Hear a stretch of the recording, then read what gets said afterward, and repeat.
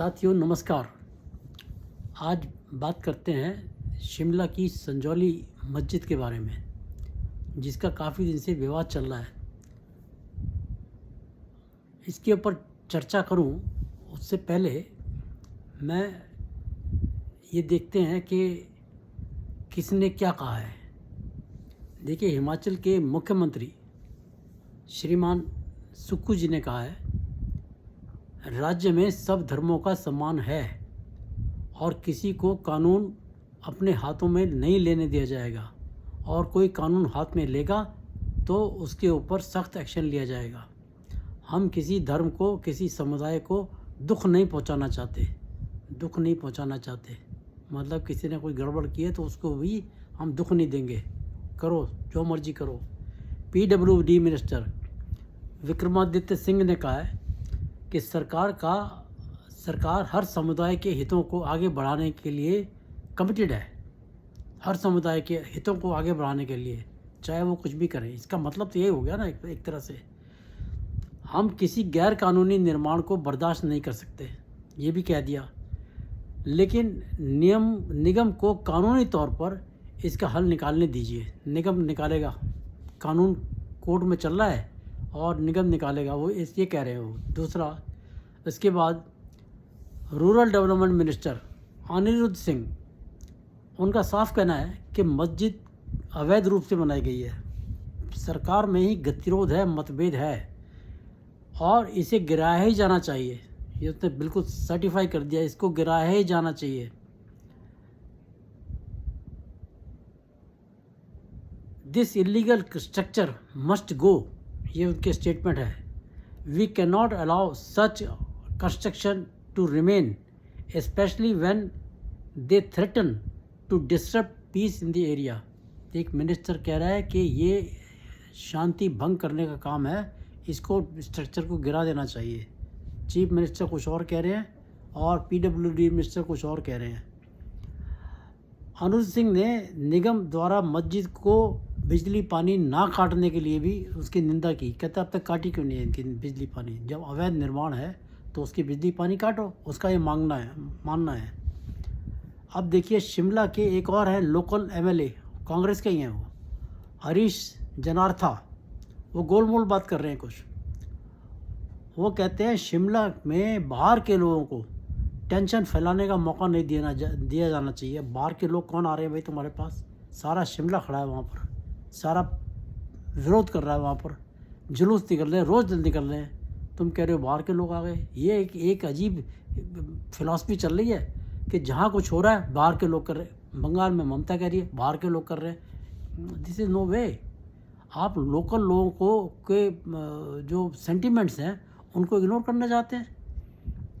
फिर कहते हैं कि जब मामला कोर्ट में है तो उसका फैसला सड़कों पर नहीं हो सकता। जी ठीक है जी, सड़कों पर नहीं तो कोर्ट में करो।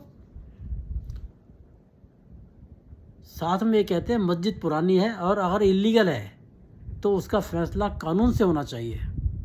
मतलब कानून आपके फैसले करने में वर्षों लगा देगा और लोग विरोध करते रह जाएंगे, आप चुपचाप बैठे रहेंगे, मक्खी मारते रहेंगे। बस सीधे बात ये हो गई।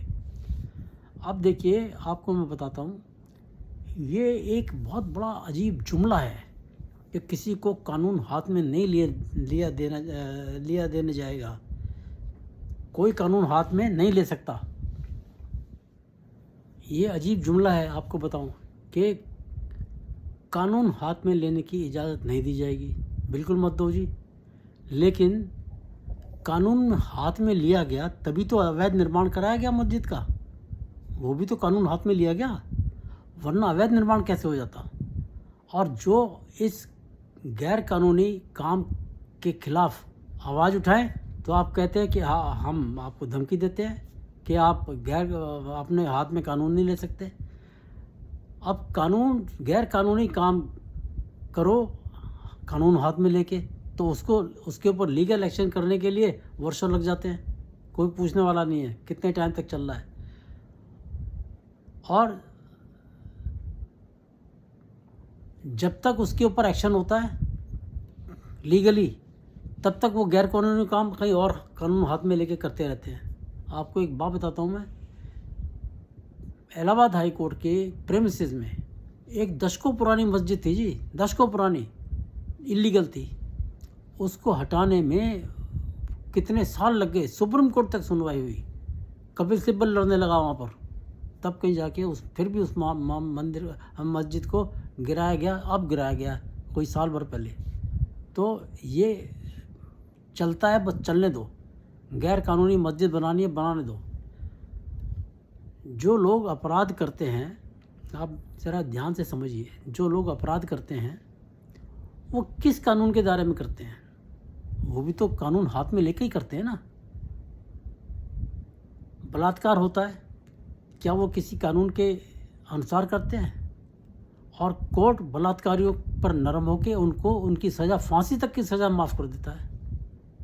तो कोर्ट भी तो कानून हाथ में ले रहा है ना भाई। जब एक कानून के अंदर प्रावधान है कि उसको फांसी की सज़ा दी जा सकती है, आप अपने हाथ में, आपके पास पावर है, आपके पास शक्ति है, आपने कानून हाथ में ले लिया, नहीं इसको फांसी नहीं दी जाएगी, और अपने तो तर्क उसमें गढ़ देते हैं। और यही तो अन्यायपूर्ण फैसला होता है। 1 लाख रुपए का इनामी बदमाश जो 1.5 करोड़ लेके भाग गया, जी समझ रहे हैं ना किसके लिए कह रहा हूँ मैं, और पुलिस मुठभेड़ में मारा गया, उसके लिए अखिलेश यादव दिन रात एक कर रहा है। यानी कानून अपने हाथ में लेने वालों का समर्थन कर रहे हैं, ठीक है ना। उस अपराधी के घर टीम भेज रहे हैं सहानुभूति के लिए, कंसोलेशन देने के लिए, उसके मातम पुरसी करने के लिए। लेकिन कोलकाता में जो कांड हुआ, जो डॉक्टर बेटी के साथ दुष्कर्म हुआ और उसकी हत्या हुई, वहाँ किसी को नहीं भेजते, वहाँ बोलते ही नहीं, चुप, सुई पटक सन्नाटा, ये हालत है इनकी। तो ये भी तो कानून हाथ में लेके ही तुम कर रहे हो ना। एक तरफ तो कुछ कर रहे हो, दूसरी तरफ कुछ कर रहे हो। फिर इसी अखिलेश यादव के समय में इसने खुद कहा था कि मुसलमानों और यादवों के ऊपर कोई एफआईआर नहीं होनी चाहिए। ये रिकॉर्ड में है। जो इसका एक व्यक्ति था जिसका घर तोड़वा दिया था इसने, ऑफिस तोड़वा दिए थे, सब कुछ डिमोलिश करा दिया था, उस व्यक्ति ने बताया था कि इसने कहा था कि यादवों के ऊपर और मुसलमानों के ऊपर कोई एफआईआर नहीं होनी चाहिए। तो ये सरकार में रहते हुए सरकार कानून हाथ में ले रही थी। मेरा जो स्ट्रेस है वो इस चीज़ के ऊपर है कि कानून हाथ में लेना होता क्या है। फिर आप देखिए, केजरीवाल गिरोह जो है, अपना गैंग, पूरा अराजक गैंग, उसने ही तो कानून हाथ में लेके सरकार में रहते हुए घोटाले किए सारे, नहीं किए क्या? उसकी सज़ा टलती रहे, सज़ा, केस अभी चालू नहीं हुआ, तो कहते हैं चालू क्यों नहीं हुआ, अभी चालू हो नहीं सकता, बड़ा लंबा टाइम लगेगा जी। तो सज़ा टलती रहेगी, सज़ा टलती रहेगी, उसके लिए बेल पे बेल दिए जा रही कोर्ट, इसको भी बेल दे दो, उसको भी बेल दे दो, सबको दे दो भाई। अब देखिए, नरेंद्र मोदी का एक थॉट है, बड़ा कंस्ट्रक्टिव थॉट है।